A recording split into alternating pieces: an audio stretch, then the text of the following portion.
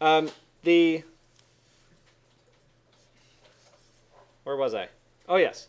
So what I'm giving you is just kind of, I'm throwing you another curveball, basically. You know, I want you to know that there are easy ways of reorganizing a file, because technically right now we're sort of backpedaling. You know, like we went down a road, we realized that our circles are beyond, so we've got this messy, kind of crazy definition that we need to clean up. So if I know I need to replace 1, 2, 3, 4, 5 connections and move that whole block to the end, and it's all coming out of right here, what I can do is basically replace them all with this, move it to the end, and then all I have to do is plug in the new surface to this. So it looks basically like this. I just need to take my surface, plug it in here, plug it in here, plug it in here, and here, and here. So I replaced all those connections. Now it lives as one kind of isolated family. And I just plug it in from here to there.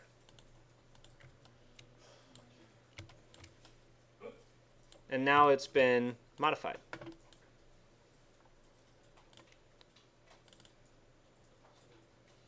Yeah, I want to keep perspective. All right, so I'm going to turn a few more things off. I want to keep these circles on. And I'm going to turn off this new surface because it's kind of not relevant to me now. I don't need that. So now I've got some good things and I've got some bad things. My circles now live fully within the surface, maybe. Unless your circle radius is too large, then you need to reduce it. So I'll put a slider. 0 is less than 0.55, less than 1.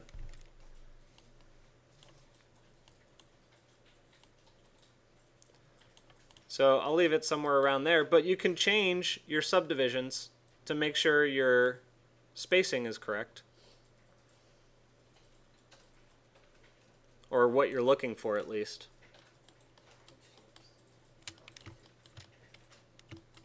Okay, so what I want you to get to is something like that.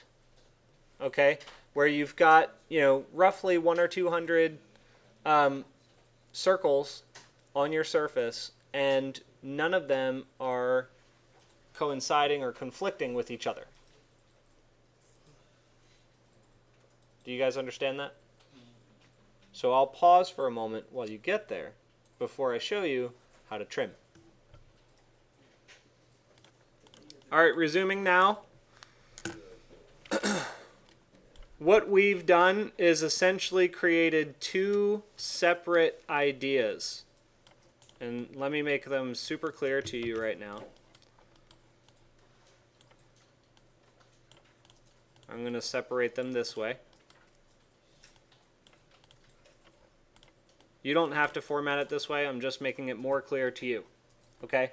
So we started by creating a surface that was large, and we subdivided it. But what we wound up doing was actually putting that to the end. Okay? So basically, we started a surface, that's your full-size surface like this. Then we reduced the surface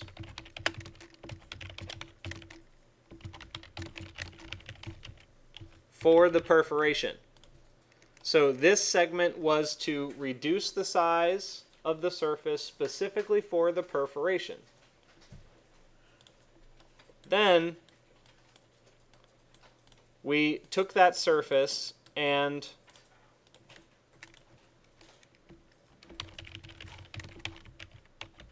created the circle pattern.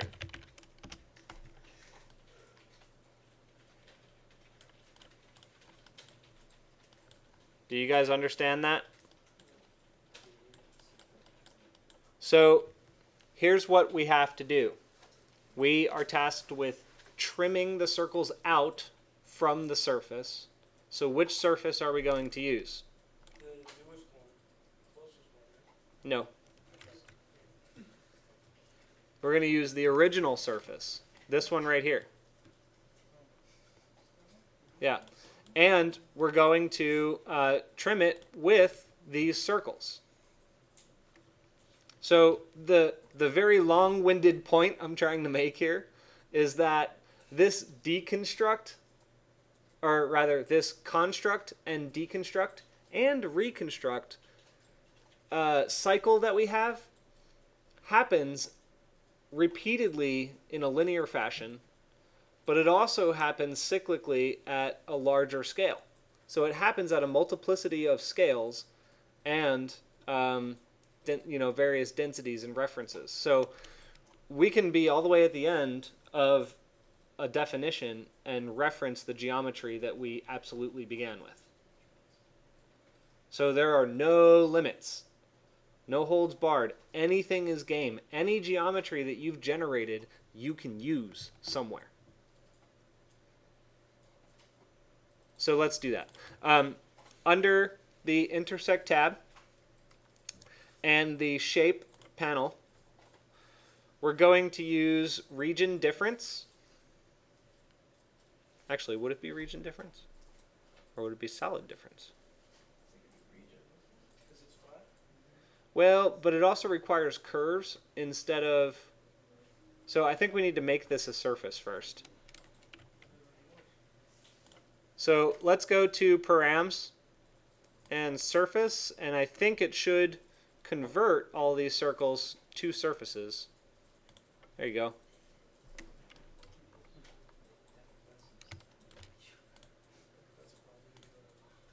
So now we just made it a solid, a B-rep basically, that we can subtract. So that looks like this. I'm going to go under Intersect and Shape, and I'm going to use Solid Difference. And so its description is that it's going to perform a difference on two B-rep sets. A difference meaning a subtraction.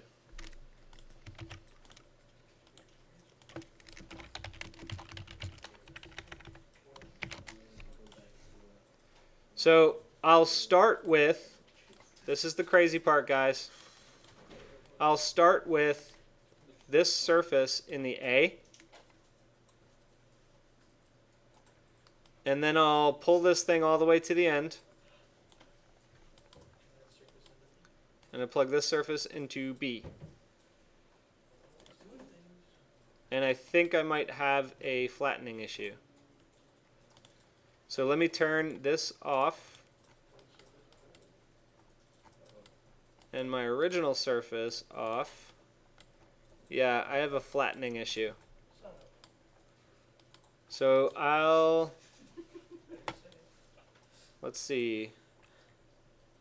I think I know. So, you guys really are learning a lot of stuff in this. You really are. So, what we've got to do is eliminate the duplicate points. Because we subdivided panels to get the points that we have. So there are packages of 4 points around every panel. Which means that for every intersection between them has 4 points living there. And it can only subtract 1. So the easy thing to do is, let me do something for you real fast. We'll lock the solver. You guys all should do this right now. Lock the solver. Right click on the workspace and lock solver. That means that it won't compute until you tell it to. I am going to flatten the points like that. Which points? The points that go into the circle CNR. Okay. Flatten the points. And then, I forget exactly where it is, but double click in the space and type in DUP for duplicates, and it's cull duplicates. Now, this one will delete points that are coincident with other points. So wherever we have those packages of 4 that are sitting on top of one another, it'll get rid of 3 of them. And it's as simple as plugging the points in to the p-value. Don't worry about t, that's a tolerance, which basically says if a point is not exactly coincident, but within this range from me, delete all but one. And then really all we have to do is plug in the culled points into the circle CNR. So all we've done is just put something in between that connection that's going to get rid of extra points. So I'll unlock the solver, and it should run. There you go. So I'm going to get rid of these. Not get rid of these, but hide them.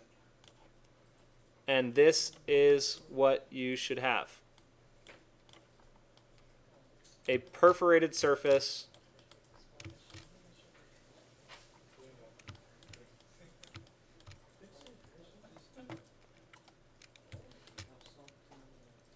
and just for the sake of quality control for your file, I want to end this whole segment by saying, check out what we did with this real fast.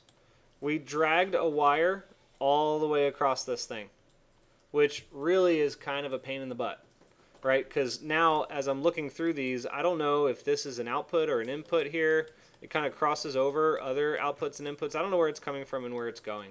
So a suggestion for you is to name this surface. So I can call it like original surface, like that.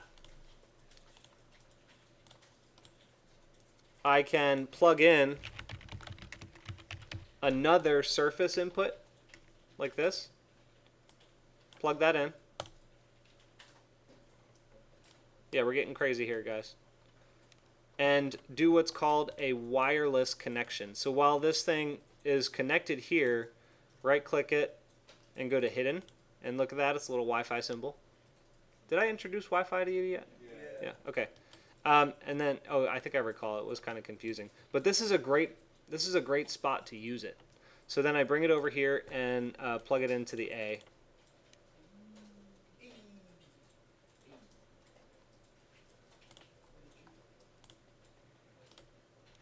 And it just cleans up that whole end piece tremendously.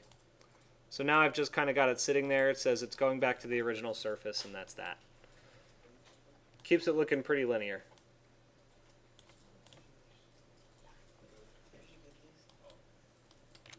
All right. Before I shut down the video, what questions do you have about this particular video or the whole sequence that we did here today? No questions? All right, final monologue. I don't expect you to memorize all of this today. I really don't. So I'll put it this way. Just today, I gave you what usually takes 3 to 4 weeks to cover. Because I usually do a segment of like a half a day on each and every component, and we've gone over like 8 very important components. Okay, so don't worry. Take a deep breath.